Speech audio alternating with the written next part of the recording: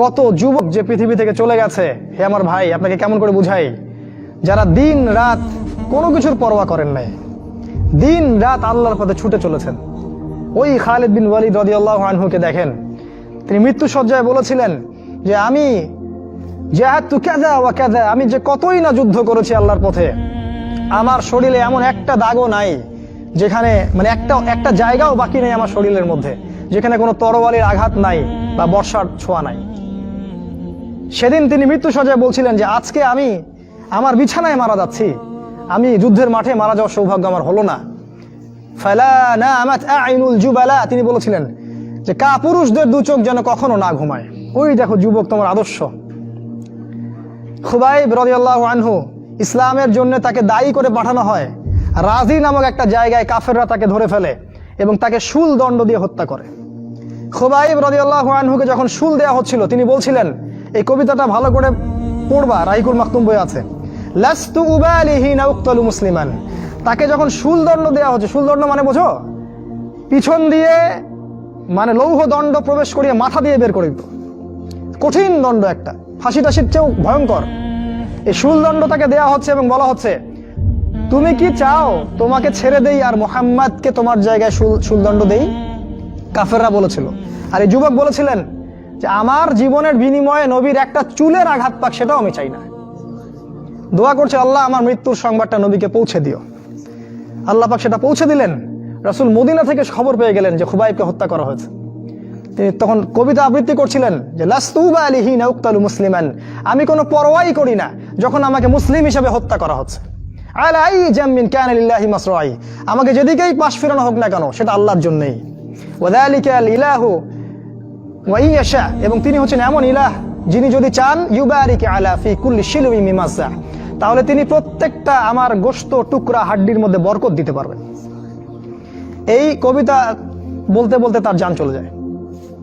এই যে তোমার আদর্শ, কখনো ভেবেছো তাদেরকে নিয়ে? তারা তোমাদের সুপার হিরো। আজকে ফ্যান্টাসির জগতে সুপার হিরো খুঁজে বেড়াও তোমরা। রাসূলের আদর্শ গ্রহণ করার সৌভাগ্য হলো না, খালিদ বিন ওয়ালিদকে দেখতে পারলে না। ওমর ইবনুল খাত্তাব এমন বীর যার সামনে 10 জন 15 জন কিছুই না, তরোয়াল নিয়ে বের হয়েছেন নবীকে হত্যা করবে। প্রতিমধ্যে শুনলেন কি তার বোন ভগ্নিপতি ইসলাম কবুল করেছে, চললেন বোন আর ভগ্নিপতিকে আগে মারবো তারপর নবীকে। সেখানে গিয়ে শুনলেন কোরআন তেলাওয়াত করা হচ্ছে, কান লাগিয়ে শুনলেন কি তেলাওয়াত করা হচ্ছে। জিজ্ঞাসা করলেন কি তেলাওয়াত করছো? তারা বলল যে আমরা কিছুই তেলাওয়াত করছিলাম না। তিনি মারধর শুরু করলেন, এক পর্যায়ে একটা কাগজ বের হয়ে আসলো, ওই যে নুসখা, সেখানে লেখা ছিল সূরা তাহা। সেই সূরা তাহার তিলাওয়াত শুনে পড়তে পড়তে পড়তে পড়তে তার চোখ দিয়ে দরদর করে পানি পড়তে লাগলো এবং তিনি বলতে লাগলেন ইয়ানবাগি লিমান ইয়াকুলু হাদা আল্লা ইউবাদা মাআহু গায়রা, যে সত্তা এরকম কোরআন নাজিল করতে পারে উচিত হবে না যে তার সাথে কাউকে শরীক করা হোক। বললেন শাহিদতু আল্লা ইলাহা ইল্লাল্লাহ ওয়া আন্না মুহাম্মাদান রাসূলুল্লাহ, আমি সাক্ষ্য দিচ্ছি আল্লাহ ছাড়া কোনো মাবুদ নাই এবং মুহাম্মদ আল্লাহর রাসূল সাল্লাল্লাহু আলাইহি ওয়াসাল্লাম। খুযুনি ইলা রাসূলিল্লাহি ওয়া আসহাবিহি, আমাকে আল্লাহর রাসূল এবং সাহাবীদের কাছে নিয়ে চলো, আমি ইসলাম কবুল করব এখনই গিয়ে।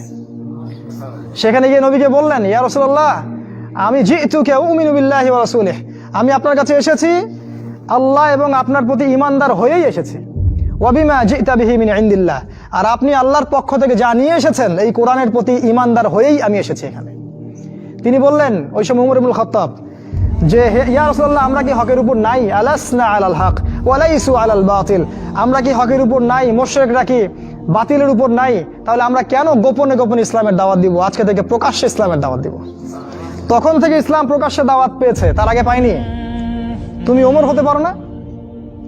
একটা ছেলেকে দেখলাম অনলাইনে, আমি তাকে চিনি না, অনলাইনে একটা স্ট্যাটাস দেখেছিলাম, খালি ইসলামের পক্ষে কিছু একটা বলার কারণে তার একটা বড় পথ চলে গেছে এবং সে স্ট্যাটাস দিয়েছে যে যদি একদিন বাঁচি সিংহের মতো বাঁচবো, তাও ধর্মকে আমি দলের কাছে বিক্রি করব না। মন থেকে দোয়া চলে আসলো ওর ওখানে। আমি কমেন্ট করেছি যে তোমাকে আল্লাহ ওমরের মতো কবুল করুক। হামজা বীর সাহাবী যাকে উহুদের যুদ্ধে শহীদ করা হয়েছে, আবু জেহেল রাসূলকে চর মেরেছিল একটা। হামজা রাদিয়াল্লাহু আনহু যখন শুনেছেন আবু জেহেল রাসূলকে মেরেছে, সরাসরি আবু জেহেলের বাসায় ওকে গলার ধরে বের করে প্রচন্ড জোরে ঘুষি একটা মারা হলো। বলা হলো যে আমার ভাতিজা যে দিনের উপর আছে আমিও সেই দিনের উপর আছি, রুদ্দাহা ইন ইসতাতা'তা, তোমার ক্ষমতা থাকলে আমাদেরকে ঠেকিয়ে দেখাও দেখি। তিনি রাসূলের কাছে গেলেন, বললেন ইয়া ইবনা আখি, হে আমার ভাতিজা, কুনতু আনসুরুকা বিল হামিয়া, আমি তোমাকে সাহায্য করতাম আত্মীয়তার সম্পর্কের কারণে, আলা নানসুরুকা লিল ইসলাম, আজকের দিন থেকে আমি ইসলামের জন্য তোমাকে সাহায্য করব। আশহাদু আল্লা ইলাহা ইল্লাল্লাহ ওয়া আন্নাকা রাসূলুল্লাহ, আমি সাক্ষ্য দিলাম যে আল্লাহ ছাড়া কোনো ইলাহ নাই, তুমি আল্লাহর রাসূল। এই যে ইসলামের শক্তি বাড়তে থাকলো তখন, তো তুমি হামজার মতো হতে পারো না? হামজা রাদিয়াল্লাহু আনহু উহুদের যুদ্ধে যখন করছিলেন, তার সামনে কোনো কাফের মুশরিক টিকতে পারে নাই। আমি তোমাকে বলিনি যে অস্ত্র নিয়ে এখন বের হয়ে যাও, কথা অন্যদিকে নিয়ে যাবা না, কথাটা অন্যদিকে ঘুরাবা না। এখন তো মিডিয়ার যুগ, কথা অন্যদিকে মানুষ ঘুরায় খুব সহজে। আমি বলেছি তোমার এই চেতনাটা নাই, তুমি হামজার মতো চেতনা ধারণ করতে পারো না, উমরের মতো চেতনা ধারণ করতে পারো না। অসংখ্য সাহাবী ছিলেন এরকম। মুসআব বিন উমাইর এত ধনী সাহাবী ছিলেন, যার আতরের খুশবু ছিল আরবের সবচেয়ে দামি আতরের খুশবু। ইসলাম কবুল করে সব ছেড়ে দিলেন, এক পোশাকে তাকে কবর দেওয়া হয়েছে উহুদের মাঠে। মানে তাকে যখন শহীদ করা হয়, তার দেহের মধ্যে এতগুলো তরবারির দাগ ছিল, তুমি কল্পনাও করতে পারবে না। এই সাহাবীকে রাসূল সাল্লাল্লাহু আলাইহি ওয়াসাল্লাম যখন দাফন করলেন, তাকে দাফন করার জন্য কোনো কাফন পাওয়া যাচ্ছিল না, ঘাস দিয়ে তাকে দাফন করা হয়েছে। এই হলো মুসআব বিন উমাইর রাদিয়াল্লাহু আনহু। কত সাহাবী চলে গেছেন এমন দুনিয়া থেকে, কত বীর যোদ্ধা চলে গেলেন পৃথিবী থেকে, আজ পর্যন্ত তোমাদের এই আদর্শগুলো তোমরা অর্জন করতে পারলে না। তোমরা এখনো সেই পশ্চিমা সভ্যতার গোলক ধাঁধায় পড়ে আছো। ওই ইহুদি, ওই খ্রিস্টান, ওই দাজ্জালের অনুসারীরা যা শিখাচ্ছে তাই শিখছো, যা গিলাচ্ছে তাই গিলছো, মিডিয়া যা দেখছো তাই বিশ্বাস করছো। আল্লাহ পাক তোমাদের সবাইকে যেন ইসলামের দিকে হেদায়েত দান করেন, ফিরিয়ে নিয়ে আসেন। আল্লাহুম্মা আমিন।